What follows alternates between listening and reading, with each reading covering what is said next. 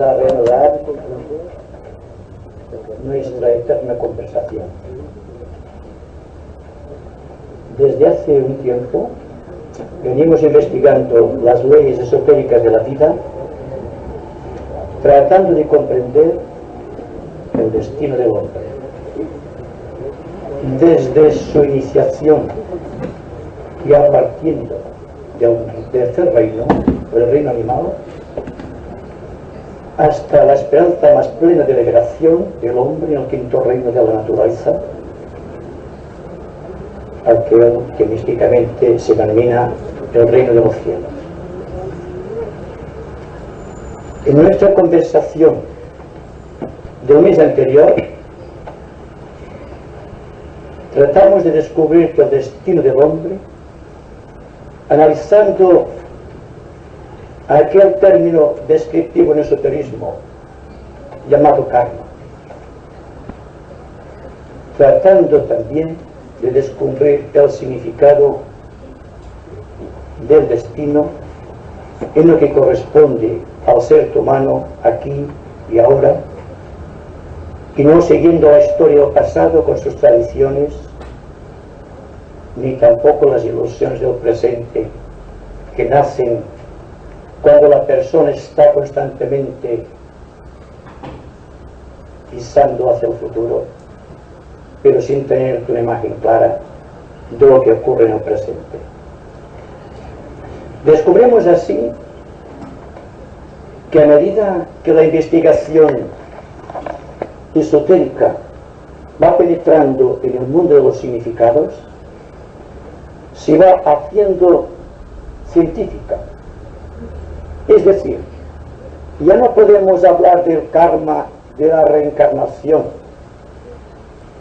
de lo que ocurre después de la muerte, del Devacán, del misterio de los rayos, o de la propia vida de Dios que crea el universo, en los términos místicos del pasado, siendo esta era singularmente técnica. Debemos enfrentar técnicamente sus significados, tratando de profundizar y tratando de controlar cada uno de los aspectos místicos según su contraparte científica. Así nos introducimos en la vida misteriosa del pasado, hurgando la historia y tratando de descubrir cuál era el significado exacto de la historia. Aquellas energías que están creando dentro de la humanidad este afán supremo de liberación. Y así, progresando, estuvimos estudiando la bella leyenda oriental de Krishna y Arjuna.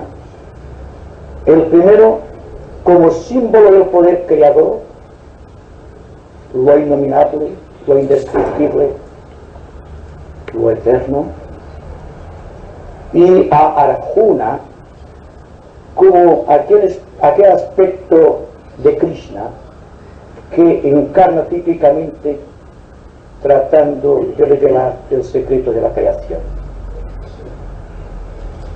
Y para que esta bella leyenda oriental tuviese un carácter científico, nos apuntábamos ya como algo certero, como algo lícito y algo realmente comprobable, según el sentido del principio de gravedad. Este principio que hasta aquí creíamos limitado únicamente al aspecto físico de la vida,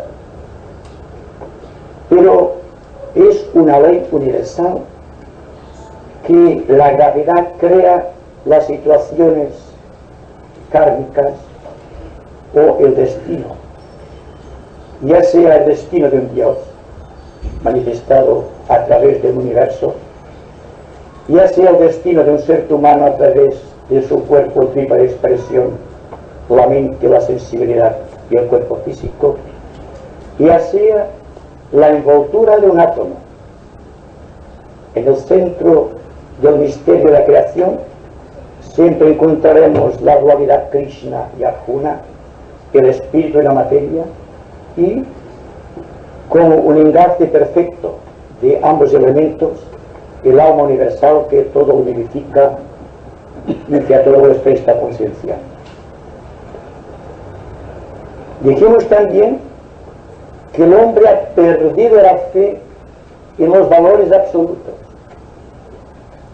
Ha perdido, por así decirlo, el aliento de síntesis. Se ha hecho muy intelectual, fruto de este desapego de los valores mortales. Es la materialidad del momento que estamos viviendo.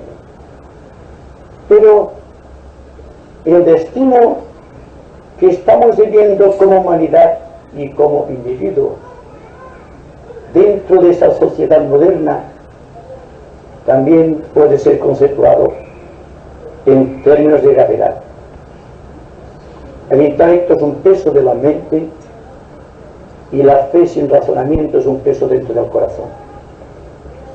Y así lo ha comprendido la religión organizada dentro de todos sus matices descriptivos, y así lo ha reconocido también la propia ciencia, que ya está hurgando en las zonas de misterio que corresponden a la cuarta dimensión.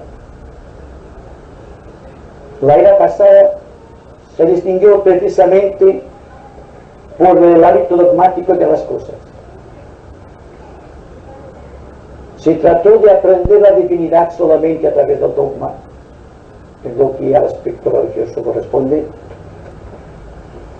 y no fue menos dogmático el aliento científico del pasado. Ambos aspectos de la vida organizada de nuestra humanidad es la comprensión del aspecto religioso en lo que tiene el científico y la comprensión de lo científico en lo que tiene lo religioso. Lo interesante es que el individuo surja o resurja como ave fénix de sus propias cenizas dogmáticas y se apreste a librar la batalla del tiempo, enfrentando por primera vez en su vida aquello que denominamos inseguridad. Solamente en la inseguridad se halla la liberación del hombre y por lo tanto la liberación de su destino. Pero en un mundo moderno lleno de comodidades y en donde aparentemente la ciencia tenga la última palabra, debemos arrostrar la indiferencia o quizá arrostrar la falta de investigación de muchos seres humanos que están hablando de una nueva era, pero se han perdido todavía los estigmas que pertenecen al pasado. Estamos viviendo, creo yo, un momento solemne dentro de nuestra vida psicológica, y se nos presenta, yo creo que ustedes se darán cuenta, una gran alternativa en nuestras vidas que nos obligará a realizar un gran esfuerzo de selección para elegir aquello que corresponde exactamente a nuestra propia era, a esta era que ha sido descrita como la era del tecnicismo y la era de la búsqueda de la propia realidad. Es decir, que cuanto aquí, siempre hablando en términos de carne y de destino, fue considerada una meta, por ejemplo, buscar la resolución de los problemas sociales, siempre a través de motivos de fe, ha sido un fracaso, y ustedes se darán cuenta de ello cuando examinen el estado de las religiones en la actualidad. Y ahora no hay más remedio que la religión se haga científica y aprenda aquello que rehubió constantemente y que constituyó, desgraciadamente, una de las más duras etapas en la vida de la humanidad, aquella etapa de oscurantismo religioso que obligó a Galileo a decir que la tierra no se movía en las prisiones de la Santa Inquisición. Lo mismo ha ocurrido en el terreno religioso por parte de los científicos, negando a priori todo cuanto no puede ser comprobado todavía por la ciencia, porque todavía no existen aparatos científicos de la alta precisión necesaria para poder dar fe y testimonio de la cuarta, de la quinta, de la sexta dimensión del espacio. Entonces el pecado ya no es de la ciencia ni de la propia religión, sino del propio espíritu del hombre, que no ha sabido comprender exactamente cuál era su misión en la vida y cuál era el aliento de la propia fraternidad. Esto como un simple preámbulo, porque lo que me interesa mayormente en nuestra conversación de hoy es preguntarles a ustedes y preguntarme a mí mismo si es que puede existir una liberación del destino humano aquí en la Tierra. La pregunta de si podemos liberarnos y no esperar un cielo de promesas, vengan de donde vengan, que nos ha mantenido dentro de un desconocimiento total de la línea que marca la ejecutoria de la evolución.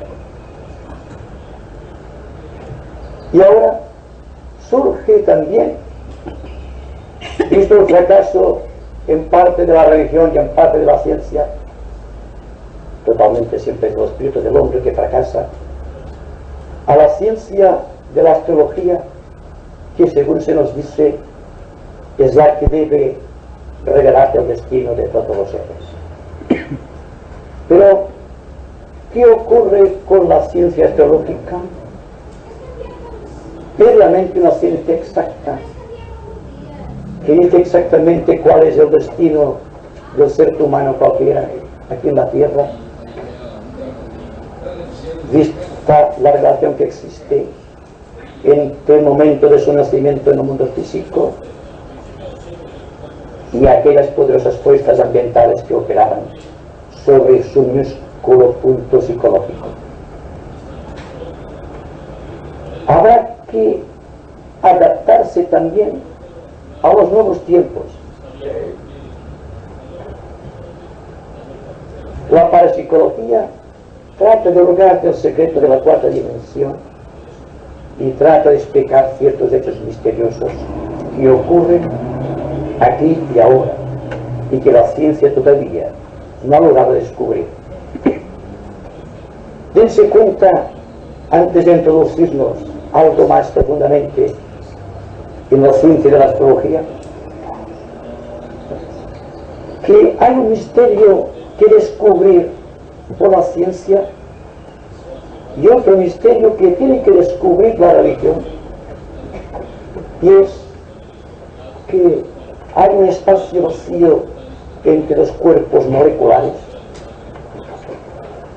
de los cuales la ciencia no hace mención, porque es precisamente el equilibrio que nace entre dos fuerzas que están en movimiento aparentemente discorde o fuera del campo gravitatorio de la sustancia.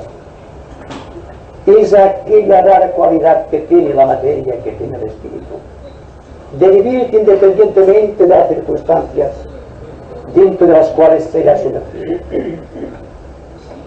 El espacio vacío, o este punto, este centro de equilibrio que debe descubrir la ciencia, este espacio intermedio debe dar como consecuencia el descubrimiento de las causas de la electricidad. Hasta aquí la ciencia solamente está traficando, por así decirlo, con unos ciertos efectos, y no podemos quejarnos de lo que la ciencia ha descubierto a través de la electrónica.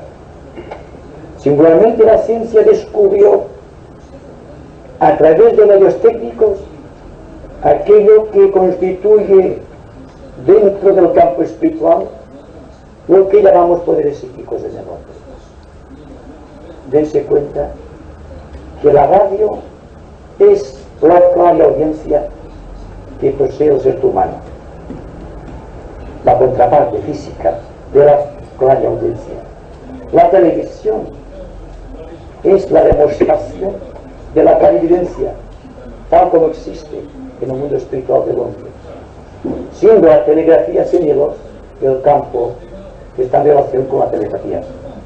Por lo tanto, la ciencia ha investigado mucho en el terreno de la electrónica, pero todavía no ha descubierto la causa que produce todo un fenómeno. Descubrir la electricidad o la causa de la electricidad es descubrir el misterio de la vida organizada en la sustancia. Es comenzar a descubrir aquella zona vacía entre dos hemisferios en oposición aparente, o entre dos campos aparentemente separados, como puede ser un polo positivo y un polo negativo. Pero ¿acaso no es la luz el resultado del contacto de dos polos distintos, que no son diferentes y antagónicos, sino complementarios? Y ahí, entonces, lo que la nueva era puede reservarle al espíritu científico de nuestros días.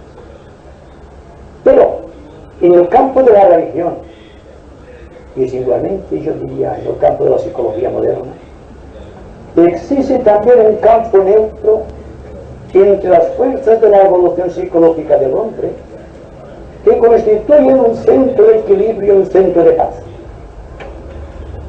Y es precisamente este centro de paz, su descubrimiento y su expresión en el tiempo, lo que creará en el ser humano la liberación de su destino. El karma es algo que no pertenece al ser humano, es algo que posee peso, es la parte que Krishna voluntariamente desprende de sí para crear, sea un universo, sea el cuerpo físico del hombre o una raza humana. Es algo que por su propia densidad está atrayendo a su campo de confluencia ciertas energías que un día analizaremos más extensamente, que producen todo cuanto vemos realzado. Entramos así en el campo de los grandes constructores del cosmos, aquellos poderes inteligentes capaces de crear la sustancia partiendo del éter, capaces, por tanto, de dar vida a la cuna partiendo del principio creador de Krishna. Y esto naturalmente corresponde no ya a los altos estudios esotéricos, sino que corresponde principalmente a la ciencia de nuestros días, siempre y cuando mantenga un espíritu de investigación renovado constantemente y sepa ser consecuente de que siempre hay un área dentro de la naturaleza que será siempre un reto para el hombre, un secreto que solamente los elegidos podrán adquirir, o un misterio que ellos tienen la necesidad o el deber de revelar. Y así nos introducimos en el campo de la iniciación, o, si ustedes lo prefieren, de la liberación de las características del hombre que realmente busca llegar a este centro de equilibrio que sabe y adivina en el interior de su ser. ¿Qué podemos construir entonces partiendo de este punto? Desde este punto psicológico que llamamos la cuna, o llamamos nuestra pequeña personalidad humana, en relación con la revelación del misterio de la paz que existe dentro del corazón, o en relación con aquello misterioso que existe en toda cosa nacida y que aparentemente es la causa de la vida, la causa de la progresión de la naturaleza del hombre, buscando una meta, un destino que desconoce pero que adivina y persigue.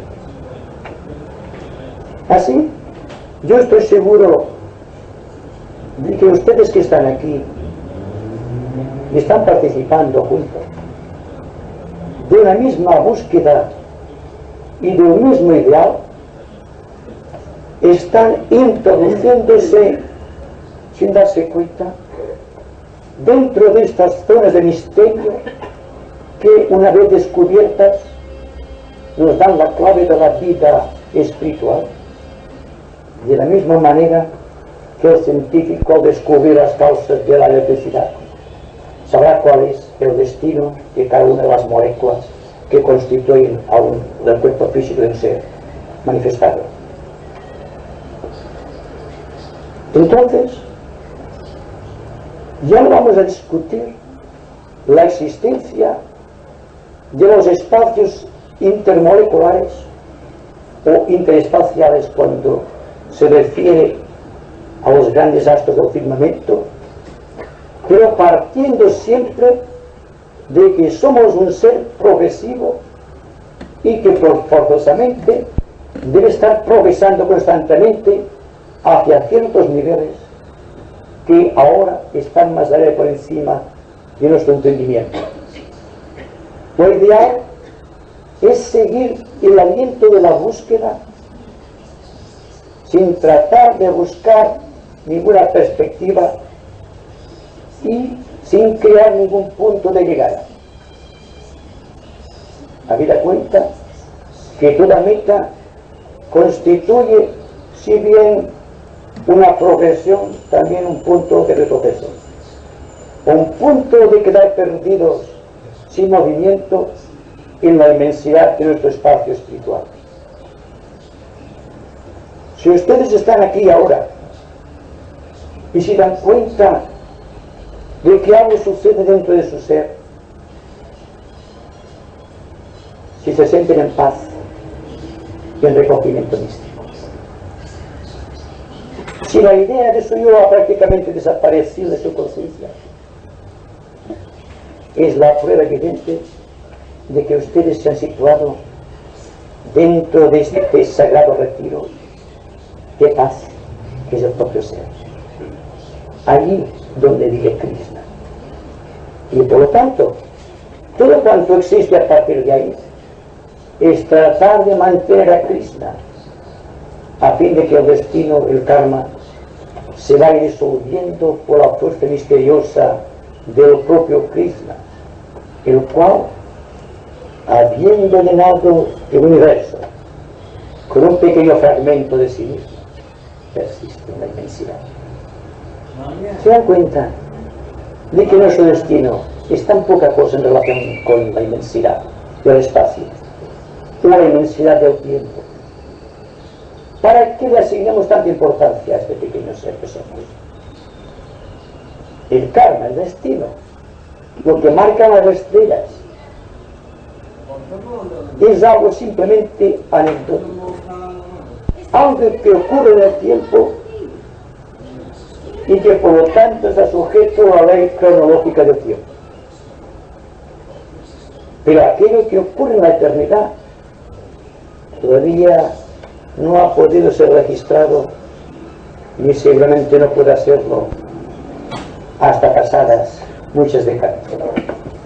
Lo interesante en todo caso es darse cuenta, ya refiriéndonos concretamente a la astrología a la que me he referido, que al igual que en los templos del dios Apolo había en el frontispicio a la entrada, en el dintel, aquella sagrada máxima de hombre: conócete a ti mismo. Asimismo, en las escuelas misteriosas o de misterios del pasado iniciático, en lo que se refiere a la astrología, había esta máxima sagrada: las estrellas se inclinan pero no obligan. ¿Se dan cuenta?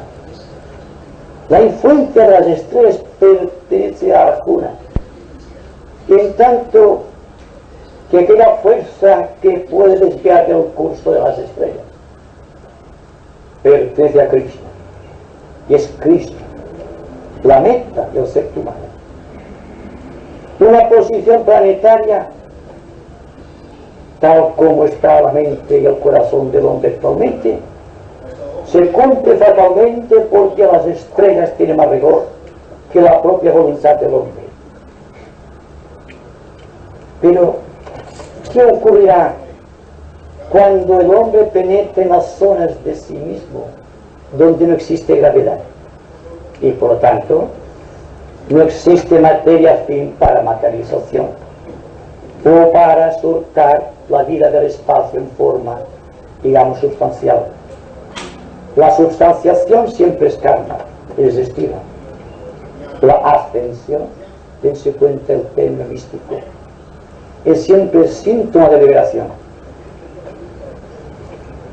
Estamos, yo creo, viviendo una hora solemne, unas oportunidades magníficas creadas actualmente no solo por la situación planetaria que nos va introduciendo lentamente, aunque sin introducción, por esta zona del espacio marcada, galvanizada, energetizada por la constelación de Acuario y muy particularmente por su regente Urano, que nos obliga a ciertas reorientaciones a las que no todo el mundo se sujeta. Ahí está todo el poder realizatorio. ¿Sabrá el hombre comprender el mensaje de las estrellas y al propio tiempo sentirse libre de la influencia de las estrellas? Esta es la cuestión, el to be or not to be de Hamlet. En todo caso, se trata de una reorientación de actitudes que no se refiere a los altos ideales que cada cual podemos sustentar, sino a la vida cotidiana con todos sus problemas y sus dificultades. Porque todos hemos construido una estructura artificiosa con los retazos de un pasado inconsumado en nuestro corazón y unas grandes ilusiones hacia el futuro. Ya estamos situados aquí en el centro de una cuestión entre un pasado inconsumado, un presente incomprendido y un futuro irrevelado debido a la incomprensión del presente. Entonces es lógico que se afirme el destino en nosotros y que actúe el karma con todo su rigor y toda su intensidad. En todo caso, dense cuenta de algo realmente importante y que siempre tengo a bien repetir, y es que ustedes se encuentran aquí ahora por algo que pertenece a un destino superior o a algo que una vez comprendido intensamente puede ser el origen de la liberación del destino humano que cada cual debe soportar y que cada cual debe cumplir. En todo caso, dense cuenta de algo fundamental. Ustedes están recogidos en silencio, están siguiendo atentamente algo que no puede ser probado y sin embargo persisten como Krishna persiste siempre. Darse cuenta al mismo tiempo de que todo cuanto ocurre siempre es dentro del caleidoscopio de sombras en movimiento, pero que ustedes al propio tiempo se dan cuenta que no participan en el movimiento de las sombras. Ahí está el principio de la liberación del karma. Dicho tal como Krishnamurti dice, podemos observar algo aparte de nosotros mismos. Podemos hacer como Krishna, que contempla su universo como algo aparte de sí mismo. O podemos hacer como recomienda Cristo, vivir en un mundo sin ser de un mundo. En todo caso, siempre es la bella leyenda oriental de Krishna y Arjuna la que mueve todo el engranaje del sistema cósmico relacionado con el ser humano. Y ahora llega el momento de la gran decisión, de preguntarse: ¿seré capaz de contemplarme a mí mismo como algo aparte de mí mismo? Pero dense cuenta que este sí mismo, este mí mismo es Krishna. Y se contempla, se retrata en el espejo de su obra. Si pudiésemos hacer como él, de contemplar la imagen en el espejo, darse cuenta de que es una ilusión, ya estaríamos en el principio, en la rectitud inconmensurable que, una vez reconocida en mente y corazón, debe depararnos la liberación. En todo caso, siempre es el principio físico o el principio psicológico de gravedad el que ha sido vencido. Nos apartamos de la gravedad y, como tenemos menos peso, por así decirlo, estamos aquí y no estamos en otra parte. Esa es la prueba más grande que ustedes pueden darse a sí mismos de que realmente una parte considerable de Krishna está orientando a Arjuna, o que una gran parte de Arjuna está penetrando raudamente en el corazón de Krishna. En todo caso, dense cuenta de que estamos cumpliendo una realidad para la cual hemos nacido hace mucho tiempo. Y no hay que prolongar más la agonía del yo, ligándolo siempre al contexto de la sustancia que nos envuelve. Saber separarnos la voluntad de cuanto nos rodea, sin que pierda un ápice nuestra voluntad creadora de acción, y sin que se pierda totalmente Arjuna, porque se pierde en el corazón de Krishna.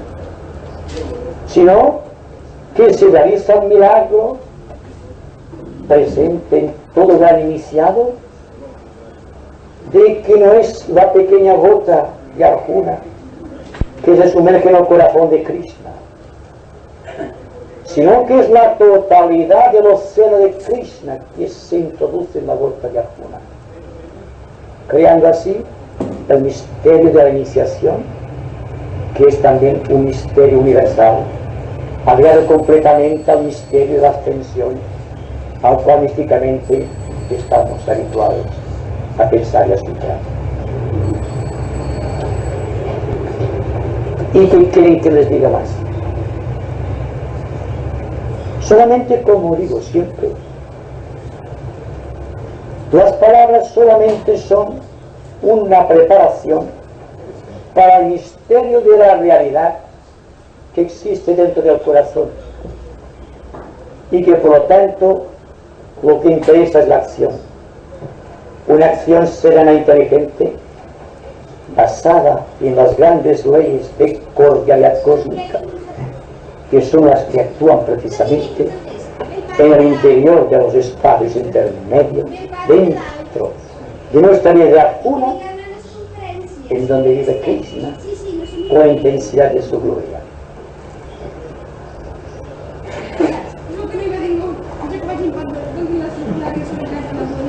Ya tengo ya para decir, pero a ver si va a salir. ¿Puedo hacer la pregunta? Sí. Sí. Bueno, pues yo precisamente esto lo iba meditando esta mañana, de que el hombre verdaderamente se ha creído que era un Dios, pero no ha sabido lo que era Dios. Porque si hubiera sabido el hombre lo que era Dios, entonces seguramente que no estaríamos como estamos, porque el hombre siempre mira de perfeccionar al mundo a través de vosotros, que lo perfeccionen, pero no no hemos sabido nunca perfeccionarnos a nosotros. Al no hacer eso, no hemos podido nosotros evolucionar más. Entonces las mentes se han quedado a un nivel de ciencia y religión que no ha podido traspasar otro valor, otra dimensión, porque su mente ha quedado a un nivel. Si el hombre hubiera sabido en sí lo que es Dios, o si supiéramos verdaderamente lo que es Dios, entonces podría, a mi entender, haber hecho una otra dimensión en su mente, hacer contacto con la mente universal, y entonces sí que podría la ciencia y la religión hacer la nueva era. Como igualmente en la astrología, a mi entender, siempre que se tenga este nivel de conciencia, nunca podrá traspasar más arriba y no podrá hacer contacto, porque para mí Krishna manifiesta la estrella, cómo la debemos de cortar para pulirla, nuestro diamante, y entonces solamente es esta la realidad de la Maya, de lo que decimos, porque todo lo demás es esto. O sea que solamente he querido hacer mención aquí de que nuestra liberación para mí depende solamente de que el hombre conozca en sí lo que es Dios, y lo demás vendrá por sí solo. ¿Te parece? Sí, sí. Parece que han hecho un poco de interés que lo he meditado esta mañana, pero que me ha venido muy bien ahora decirlo. Hay que darse cuenta de que lo peor que puede hacerse en la vida es trazarse un programa. Desdichadamente, tanto la ciencia como la filosofía como la religión han trazado un programa y están viviendo por el programa establecido. Es como si dijésemos que han construido una estructura y están dentro de la estructura. Entonces el campo de Krishna, que es exterior viendo el interior, ha quedado en un impasse o sea, ha sido establecido en la frontera. Entonces es lo que ocurre con el movimiento social moderno, con sus grandes grupos políticos, religiosos, científicos, económicos, etc. Son estructuras con un programa, y naturalmente en el tiempo el programa va muy bien porque se extiende en forma horizontal, pero cuando hablamos de Krishna, la vida espiritual, el proceso es vertical. Cuando el proceso vertical va en forma paralela o en forma, digamos, más bien siguiendo el aliento de lo que se ensancha en el mundo horizontal, se crea la figura mística de la cruz. Pero dense cuenta que la figura mística de la cruz, tal como solemos representarla, por lo que nos han dicho, por lo que hemos estudiado, por la tradición, es siempre la imagen de la agonía del hombre. ¿Qué pasará? Ya entrando en los cauces de la nueva era, cuando el hombre se sitúe no a un lado de la cruz, el vertical que lleva a Dios, o el horizontal que es el servicio humano, que esté situado en el centro de la cruz, se convertirá en la rosa mística de los Rosacruces. Así lo manifestaron constantemente aquellos sabios iniciados desde el momento mismo en que fue instaurada la orden, diciendo: la cruz es siempre el símbolo del destino, pero la rosa, que está en el centro, está más allá del destino, porque está unificando todo lo que es de Dios y lo que es de los hombres. Hay un centro de equilibrio que es precisamente el centro de equilibrio al cual nos hemos referido antes. Es precisamente la imagen pictórica, yo diría mejor mística, de los grandes iniciados mayas, los caldeos, los egipcios. con su conocimiento tan profundo de la astrología, que supieron distinguir no solamente la posición de los astros, sus figuras geométricas en el espacio, sino que os hablaron de aquellos centros de luz en el espacio no ocupado por cuerpos terrestres, y que por tanto introducían a los iniciados de la astrología en la astrología esotérica, la astrología de Krishna, y no la astrología de Arjuna. La astrología de Arjuna es el brazo horizontal de la cruz. La simbología de Krishna está en el brazo vertical. Pero ¿quién reconciliará lo espiritual y lo material? Solamente el Dios absoluto, que está por encima de Krishna y Arjuna, que ve el principio y el fin, y que viendo el fin desde el principio no tiene necesidad de programas. En cambio, la ciencia actual, la filosofía, la religión vive de programas, y un programa hasta donde mi mente es capaz de concebirlo es siempre cuando se trata de un mejoramiento social de la humanidad, algo concreto, un planning industrial, por ejemplo, un planning a largo plazo, dentro del sentido místicamente, digamos, industrial, porque hay un misticismo en la industria. Habida cuenta el misterio de los rayos que agitan a los hombres.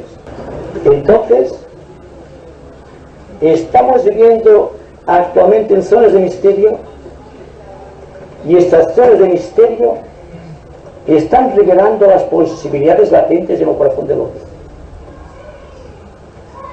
Y los poderes psíquicos, al cual se les asigna tanta importancia,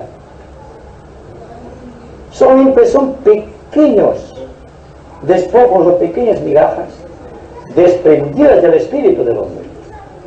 Está más allá por encima de las estrellas, está más allá por encima de los poderes psíquicos, está viendo la panorámica de la vida desde un punto y donde el pasado, el presente y el futuro están unidos. Y si ustedes quieren darse cuenta del misterio del equilibrio y aquello que libera al ser humano de la incertidumbre de su destino, o que los libere de su cruz, solamente tiene que estar atento al presente, a este eterno ahora que estamos viviendo. Ahí está la gracia. Si sienten paz en su corazón, es porque están muy atentos. Si no hay una atención formidable de lo que está ocurriendo, no puede haber paz. Porque habrá el aspecto humano en conflicto con algo que está en movimiento. El conflicto paraliza, pero la vida está siguiendo constantemente. Entonces, en el devenir del proceso de atención, la atención que ustedes depositan a mis palabras en estos momentos es símbolo del eterno ahora. Sin darse cuenta, se están introduciendo en el misterio del corazón. Están revelando un secreto y descubriendo un misterio. Sienten paz. Existe una atención que hace que circunstancialmente ustedes olviden su pequeño yo con sus pequeños problemas y vivan sin darse cuenta, pero lo siente su corazón dentro de la inmensidad de la paz a la cual todos podemos acceder.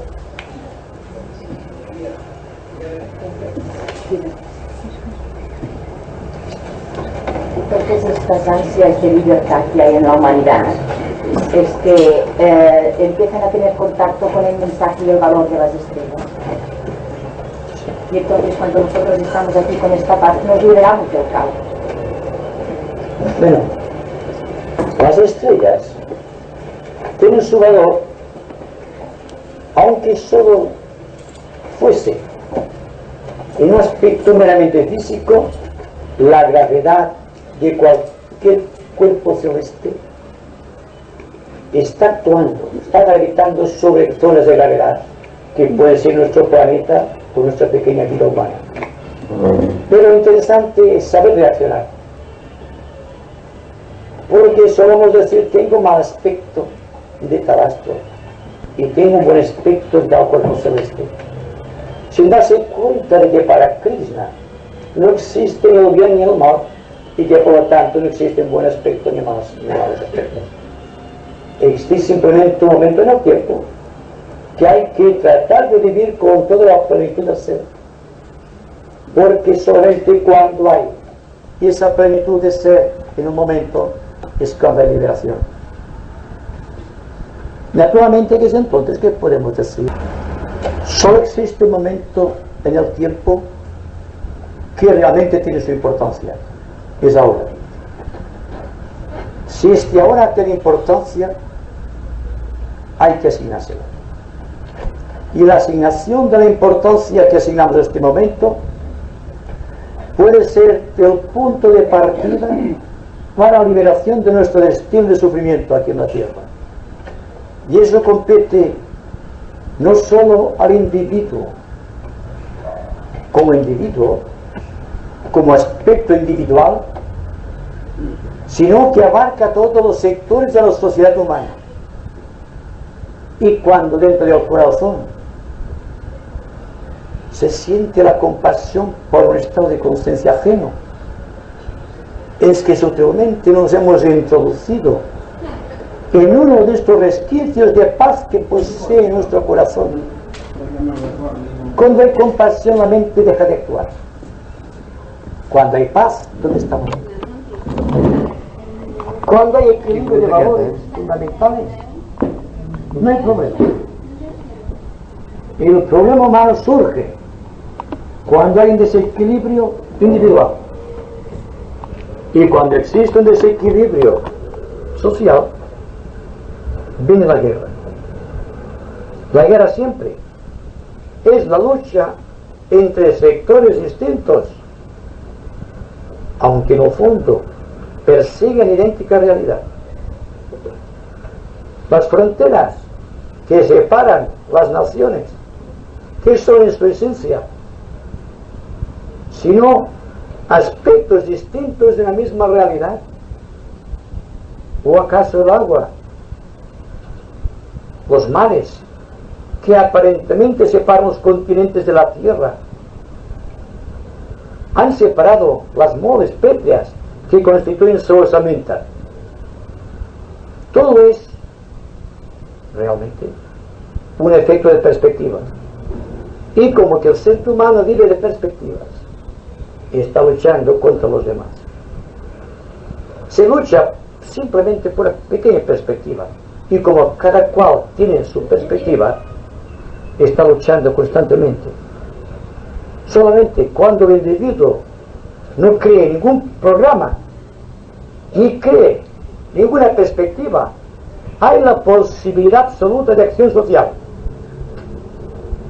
dentro de la cual la palabra fraternidad no sea simplemente una palabra, sea una acción.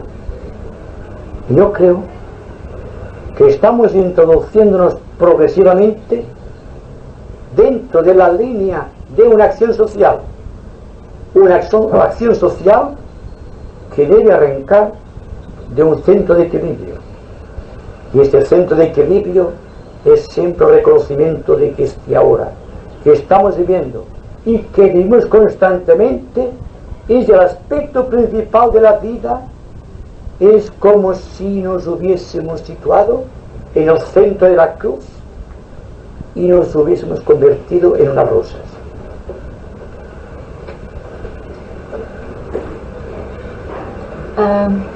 Antes usted ha dicho que el absoluto ve el origen y el fin, o sea, sabe el principio y el fin, en el presente.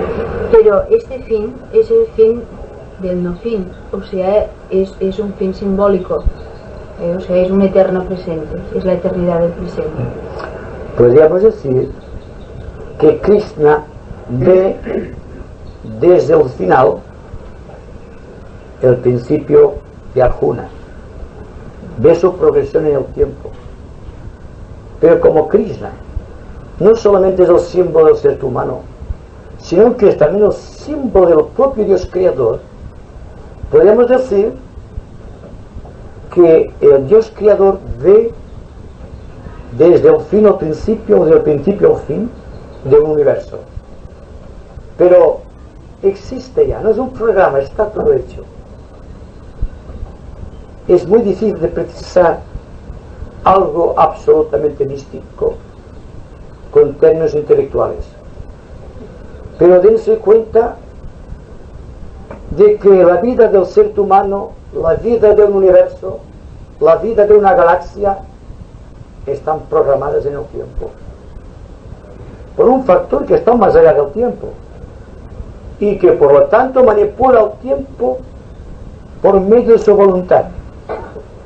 Sabe lo que va a pasar. ¿Y qué pasa cuando el que está viviendo en el tiempo Arjuna se pone en contacto con aquel ser que lo sabe todo acerca de sí mismo? Automáticamente se libera de su destino. Y ustedes preguntarán, pero liberarse del destino es dejarte al destino a merced de los demás. Yo digo que es contemplar el agua del río desde un puente. Miramos que pasa el agua, pero no pasamos con el agua. Y sin embargo la vemos. Estamos tocando aquella realidad. Si vemos nuestro destino aparte de nosotros mismos, aquello sucederá en el tiempo, pero no afectará mi conciencia. Ahí está la parte práctica de la leyenda de Krishna y Arjuna. ¿Puedo ver yo mi progresión en el tiempo? Si me separo un poco del tiempo, sí. Si estoy dentro del tiempo, no. Si estoy navegando solamente por el aspecto horizontal del karma, no podré saber cuál es mi destino. Pero si, aún viviendo en el karma o en el destino, soy capaz de remontarme, sin dejar que el destino lo puedo precisar, pero me siento aparte. Vivo en mi karma, presencia del karma. Vivo en el destino, presencia del destino. ¿Y qué ocurre entonces? Que la liberación en conciencia del destino que está cumpliendo en el tiempo, por no crear programa en el tiempo, ayuda a que los demás tampoco creen programas. Si tengo paz en el corazón, la consecuencia misteriosa del karma es que propago paz a mi alrededor. Si Arjuna es capaz de introducir en su vida el aspecto esencial de paz de Krishna, no tiene por qué separarse de su destino, sino que su destino será un bien para todos, como testiguaron siempre los grandes artífices del pasado de la civilización: Krishna, Buda, Lao Tse, Confucio, Cristo, todos los grandes seres que logran vivir en su destino planetario la vida de Krishna. Bien, se aclara aquí la idea equivocada que tienen muchas personas que creen que librarse su destino es dejarlo todo, porque yo no preciso de mi destino, sin darse cuenta que de mi destino forma parte del destino de la humanidad. ¿Qué pasa entonces con este misterio? Pues simplemente que la parte de Krishna que haya sabido introducirte en mi vida como Arjuna será un patrimonio y una bendición para los demás. Simplemente esto. De ahí nace la teoría del servicio y de los grandes servidores de la humanidad, que reencarnan cíclicamente, porque el amor de Krishna siempre es superior a la pequeña vida egoísta de Arjuna.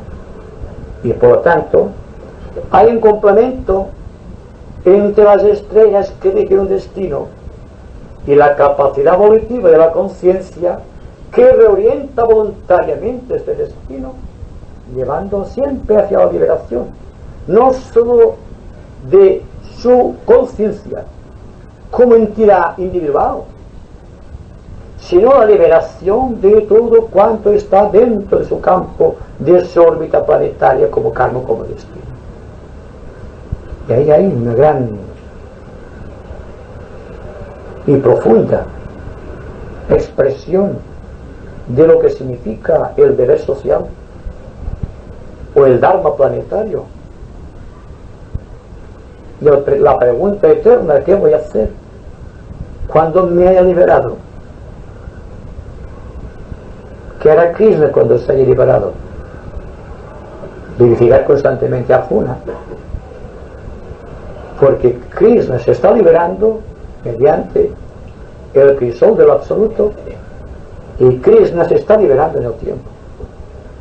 Pero en esencia, ¿cuántos estamos aquí? Estamos introduciendo constantemente la vida de Krishna dentro del destino de Arjuna, y sin darnos cuenta nos estamos liberando, porque sin darnos cuenta estamos redimiendo la materia, estamos redimiendo la sustancia, estamos convirtiendo la sustancia de nuestros cuerpos en luz, que es el destino de los dioses creadores. O sea, que hace falta o sea, a Arjuna le hace falta un desequilibrio de momento, mientras él no haga contacto con Krishna.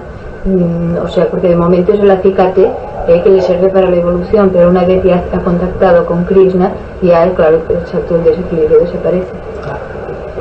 El desequilibrio de los brazos de la cruz mística indica siempre una paralización del poder ejecutivo del yo, y siempre dejar el destino en manos de las estrellas. Entonces, cuando el individuo es consciente y se da cuenta de que está en desequilibrio, forzosamente debe preguntarse la causa, y la causa es buscar qué es lo que produce el desequilibrio, y se da cuenta de que cada uno de los órganos de su cuerpo reacciona entre sí, que las parcelas de su entendimiento emocional están reaccionando entre sí también, y que no tiene paz en su mente porque las ideas luchan entre sí dentro de su conciencia. Por lo tanto, cuando existen campos gravitatorios distintos dentro de una misma entidad psicológica, se produce un desequilibrio que trae como consecuencia el sufrimiento. Y el sufrimiento, por esto se le llama el gran maestro de la vida, porque es la única referencia que tiene un ser humano de que se está escapando, se está eludiendo el mandato de Krishna o de la parte espiritual de sí mismo. Y naturalmente llega una etapa en su vida en que el sufrimiento rebasa en su crisis espantosa cuanto el corazón humano es capaz de soportar. Y entonces es cuando viene la búsqueda del yo, la búsqueda de Krishna. Existe la desolación o la noche oscura del alma, como lo definen los místicos. Existe algo que nada en el mundo ni nadie te puede solucionar. Entonces existe la salvación, el tesoro de la gracia. Empleamos términos místicos dentro de un contexto científico que hace posible que el ser humano se dé cuenta de que no está actuando bien y que por lo tanto debe existir una reorientación psicológica total de sus actitudes frente a la vida. Entonces el desafío lo provoca el sufrimiento. El sufrimiento, cuando llega a una tensión extraordinaria, se sitúa en el mundo espiritual o en el camino espiritual, y entonces viene la lucha de Arjuna contra sus vehículos. El yo con su mente, el yo contra sus emociones, el yo contra sus tendencias instintivas. Y entonces viene también aquella posibilidad que tiene el yo de considerarse completamente aparte de sus vehículos, porque se da cuenta de que al tener la capacidad de pensar y al propio tiempo de contemplar sus pensamientos, le llega la seguridad de que él como yo no es el pensamiento. Elimina ya un factor, y si al propio tiempo, cuando está sumido dentro de una tensión emotiva, se da cuenta por la amplitud de su mente y por discernimiento natural de que aquello no tiene nada que ver con él, porque lo puede contemplar. Esto no soy yo porque lo que estoy contemplando, estoy aparte. Puede radicalmente suprimirlo, la tensión, el complejo, lo que produce, digamos, desequilibrio. ¿Y qué pasa con el cuerpo? Lo que siempre estamos insistiendo, porque no hacemos como lo hacen nuestros hermanos orientales, que hablan de su cuerpo como algo que deben cuidar, pero que son aparte, y no dicen como los occidentales, yo como, yo bebo, yo respiro, sino que es mi cuerpo respira, mi cuerpo como, mi cuerpo bebe, y así progresivamente hasta llegar a un punto de equilibrio o de integración de estos tres valores conocidos, de la mente, la emoción y el cuerpo. Y entonces se ve por un lado el yo, Krishna, y por otro lado la conciencia de la sustancia, que es Arjuna. Krishna, el liberador; Arjuna, el karma. ¿Se dan cuenta? Entonces Krishna, contemplando a distancia su destino, está liberando. No introduce dentro del karma más energía que la única que precisa para sostener sus vehículos. Aquí no. Lo que ocurre frecuentemente no es eso. El yo se deja relegado a un centro dentro de la estructura y está gravitando toda la estructura sobre el yo, y eso motiva constantemente el problema psicológico, y ahí está el desequilibrio constante en la sociedad. Solamente que nos levantáramos por la mañana consecuentes de que nuestra mente es un instrumento, de que nuestra sensibilidad es un instrumento, y de que el cuerpo físico es un instrumento, llegaría un momento en que el yo tendría una autonomía perfecta y un dominio perfecto sobre sus vehículos.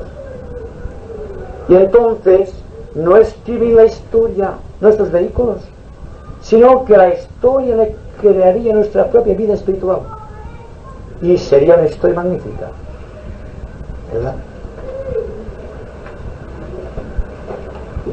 A mí me gustaría hacer una pregunta. Como se ha hablado de tradición, a mí me gustaría saber si es la tradición la que te encuadra aquí, o tú te encuadras dentro de la tradición. ¿Vale? Bueno, la tradición es lo pasado en su totalidad, y el individuo se siente impelido hacia adelante, no por la fuerza del yo, sino por la fuerza del pasado. Como que el pasado no ha sido perfectamente comprendido, existen entonces unas zonas vacías que llamamos tradición, que impelen nuestra mente, nuestro corazón a seguir ciertos sistemas de conducta, y a esto lo llamamos nosotros siempre el vivir de acuerdo con lo que fuimos, no con lo que somos. Pero es que existe también otro peligro, que es el de la persona que se vuelca desmesuradamente hacia el futuro, olvidando el presente. Porque si tenemos una experiencia en el presente de singular importancia, en vez de abarcar la totalidad de la experiencia con nuestra mente bien atenta y apercibida, buscamos la tradición para que lo explique. ¿Y qué sabe la tradición de aquello que me está pasando ahora? Si la tradición se remonta al principio del pasado, el más remoto del mundo, ya sea en aspecto religioso, científico o prehistórico, porque en el ser humano actual la tradición es el instinto, y hay muchas personas actualmente que son tradicionales e instintivas, y hay personas que son tradicionales en un aspecto meramente mental, y otras que lo son por motivos emocionales. Pero lo interesante es que su experiencia pertenece ahora, en este momento y aquí. Sí, aquí donde hay que resolver la incógnita, no buscar el aliento del pasado para explicarme esto. Si ustedes en el presente tienen paz, no se van a preguntar la causa de la paz, se limitarán a gozar de esta paz. Y la tradición siempre es intelectual, no tiene nada que ver con el momento que estamos viviendo. Ahí está el desequilibrio orgánico de la sociedad, que estamos viviendo de la tradición, y como estamos viviendo de la tradición, tenemos constantemente ante nosotros los gobiernos opresivos que nosotros hemos creado, porque todo cuanto no sea libre es tradición. Solamente existe libertad aquí y ahora. Fuera de este aquí y ahora no existe libertad. Todo es tradición, o todo es una esperanza en el futuro. ¿De quién se ve lo que es la tradición? Si realizo un acto contrario a la ley, no puedo liberarme de esto que he realizado por el solo hecho de arrepentirme. El arrepentimiento es tradición, porque está realizado. Todo cuanto pasó en el tiempo, y mis palabras imposible, una vez han sido formuladas, jamás volveré a recuperarlas.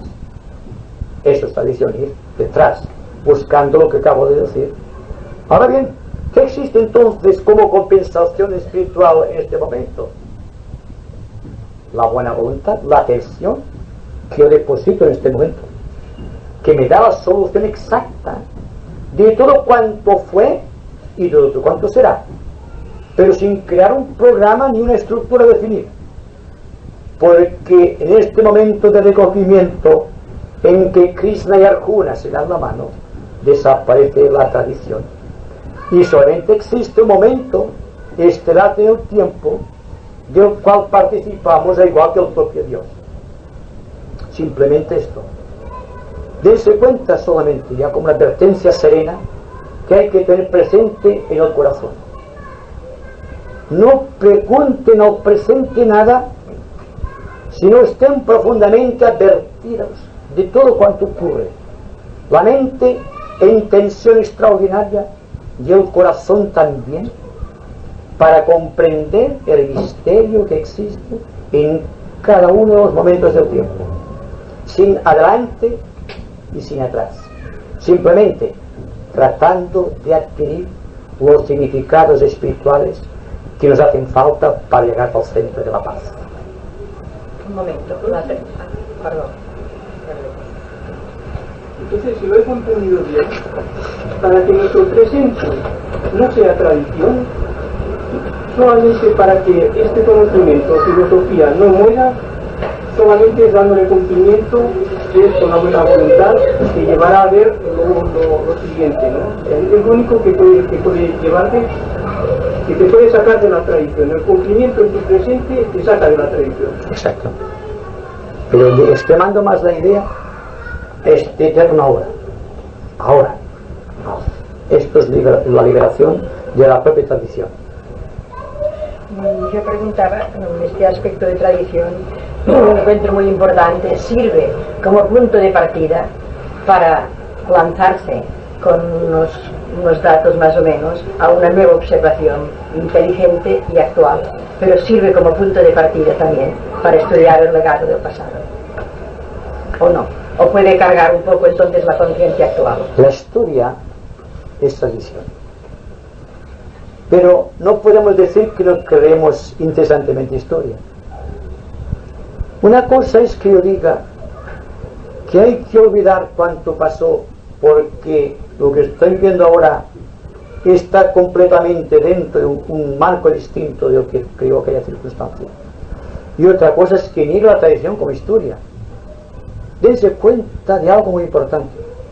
Nuestra conciencia, la conciencia física, la conciencia emocional, la conciencia mental, la conciencia búdica, la conciencia monádica, álmica, etcétera, etcétera, son una proyección del pasado y el presente. No podemos dejar el pasado, porque si dejáramos un solo recuerdo de lo que fue nuestro pasado, perderíamos el ligamento con la eternidad, porque llegamos a un momento en que todo cuanto estamos viviendo, todo cuanto estamos reproduciendo, aparte de que no vivimos en la eterna obra, es reproducir algo que hicimos. Lo que me refiero es que, contando con esto que ya es tradicional o recuerdo, algo cronológico que pasó, mi preocupación, sabiendo esto, es que el presente tiene la importancia fundamental, porque sin hacer conciencia del pasado, cogeré el pasado lo mejor para aquella experiencia. Pero mi conciencia está libre de aquello. Cuidado, estoy utilizando unos vehículos que he creado en el tiempo.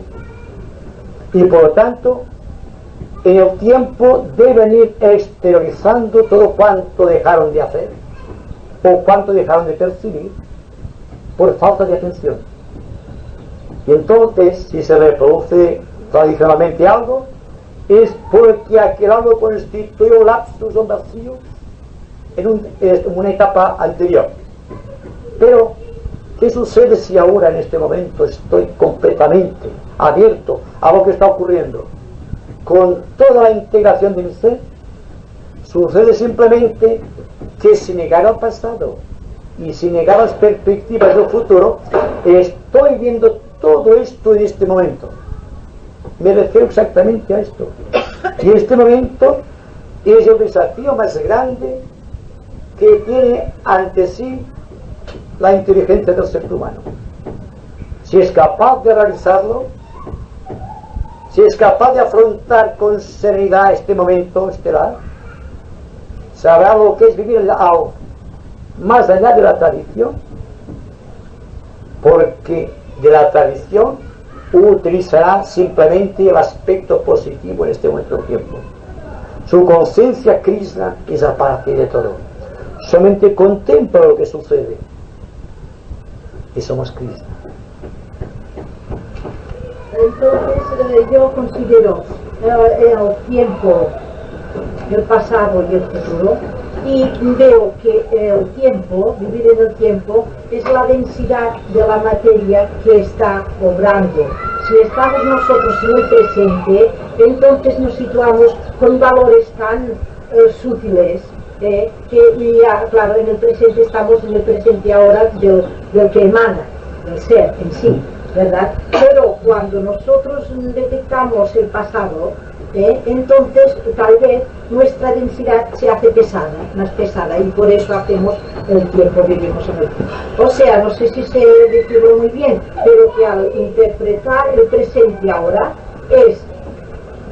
y no vivir en el tiempo, es utilizar o sacar mucho peso, no sé cómo decirlo, exacto, porque te sitúas en un momento presente, no sé explicarlo más, pero de mente del ser único, absoluto, sí, no sé cómo decirlo. Sí, lo verán claramente esto, solamente recordando lo que decimos acerca de la ley de gravedad.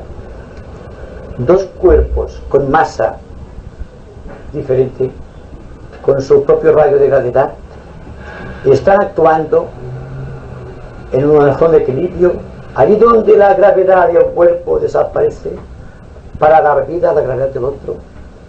En este momento solemne no existe gravedad alguna. ¿Se dan cuenta que no existe gravedad en este momento, en ese eterno ahora? Hemos desglosado dentro de la conciencia un aspecto molecular positivo o negativo, perteneciente al pasado, y otro molecular, complejo molecular negativo, por decirlo así, que pertenece al futuro.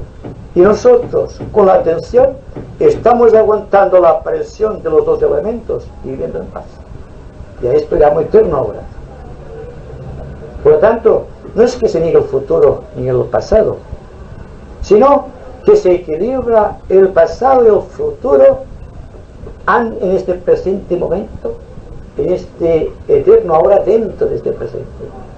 Y hay una paz augusta en el corazón. Y es precisamente esta paz que sentimos es porque hay atención. Sin darnos cuenta, hemos roto todo cuanto nos liga con el pasado, y al propio tiempo hemos dejado de pensar en el futuro hipotético. Y estamos, sin embargo, viviendo.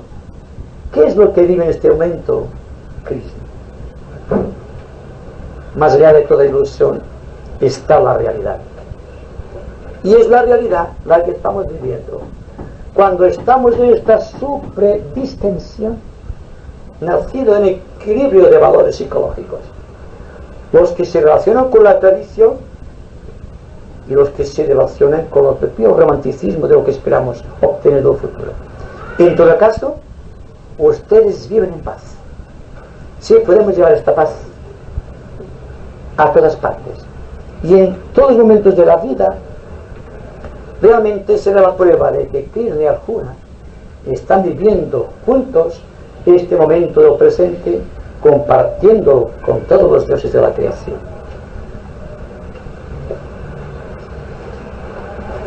Me parece que hay demasiada edad.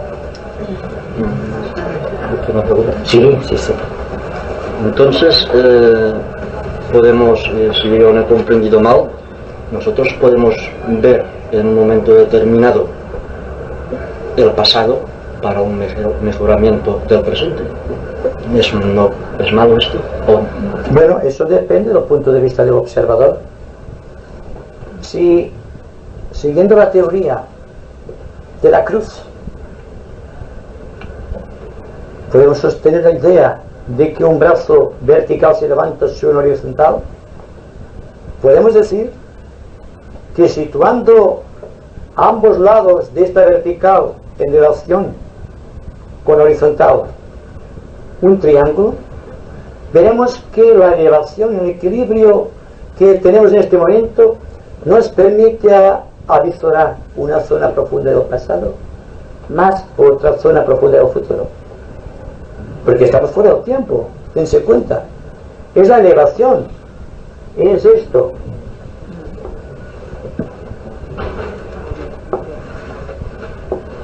El yo aquí, el pasado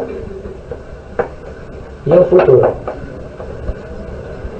Entonces todo dependerá del grado de adaptación de mi vida en el presente, que será el que marca esta vertical o esta perpendicular sobre el plano horizontal de la cruz.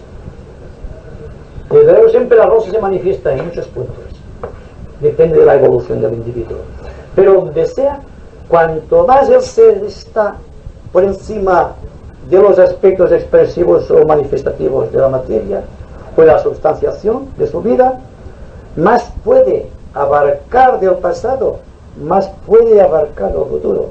Ejemplo, los profetas, los iluminados, los místicos, que predicen con exactitud matemática, porque no están condicionados por las estrellas, lo que ocurre o lo que ocurrirá dentro de unos cuantos miles de años.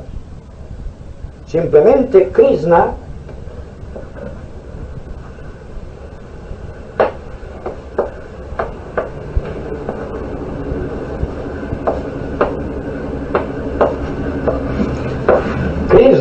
es el que está elevando la visión constantemente, y Arjuna se limita solamente a observar la obra de Krishna.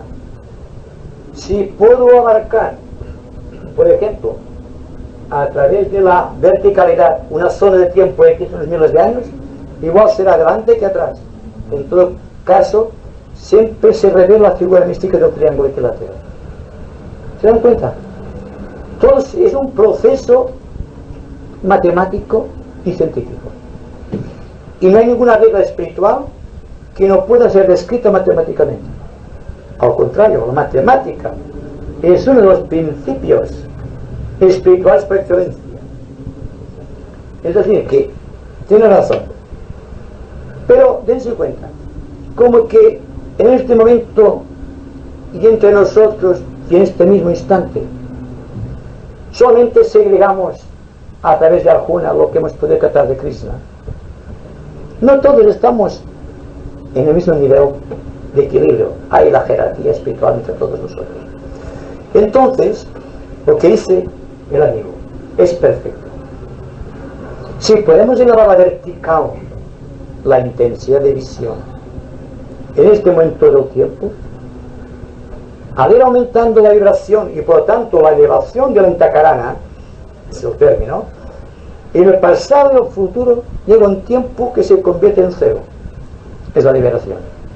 Mientras tanto vemos una parte del pasado y una parte del futuro, pero nosotros somos hijos del tiempo todavía, y el amigo me lo ha recordado, quizá he ido demasiado hacia arriba dentro del concepto, pero es que hay que pensar en términos cósmicos para poder comprender la manera de liberarnos del concepto individual. Solamente cuando nos liberamos del tiempo, cuando Arjuna empieza a presidir la vida de Krishna aquí en la tierra, es cuando se produce un fenómeno de fraternidad, no antes.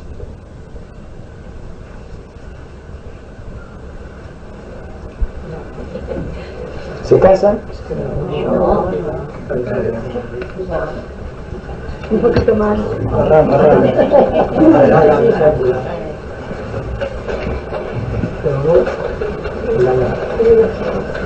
Hablando de esto del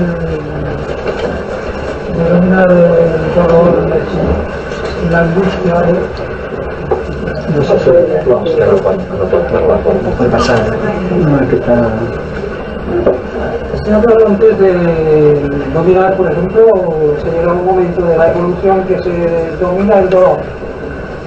Entonces yo quería preguntar si me habla de que hay ciertos yogis o incluso personas que no tienen una relación simplemente con un conocimiento bastante profundo del mecanismo, los mecanismos cerebrales, o han llegado a dominar el dolor explotando esa capacidad que tiene nuestro cerebro. Entonces yo creo que cabría preguntar si esto entonces se puede reducir a un conocimiento y a un control de esos resortes tan todavía enigmáticos de nuestro cerebro, o es que tiene que intervenir Krishna, es decir, el yo de nuestro superior, y entonces él es el que tiene la llave para esta cosa, o es simplemente una cosa sin la pura misticismo, sino una cosa de tipo científico y de autodominio, ya que hay ciertas personas que llegan a esto. Y entonces no sería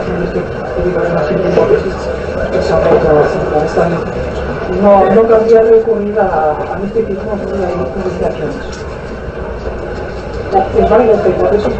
Bueno, dense cuenta de que cuando hablamos de un yogi que tiene ciertos poderes sobre su cuerpo, es capaz, por ejemplo, de atravesarse, como vemos por la televisión. Yo digo, esto es un fenómeno de masas. Yo hablo de algo superior. No por un entreno sistemático de su cuerpo puede en ciertas áreas dejarlo inocuo al dolor, pero esto facilita la liberación. Entonces lo que tratamos aquí es de vivir tan íntegramente fusionados con este misterio que se realiza ahora, que todo lo demás deje de tener importancia, porque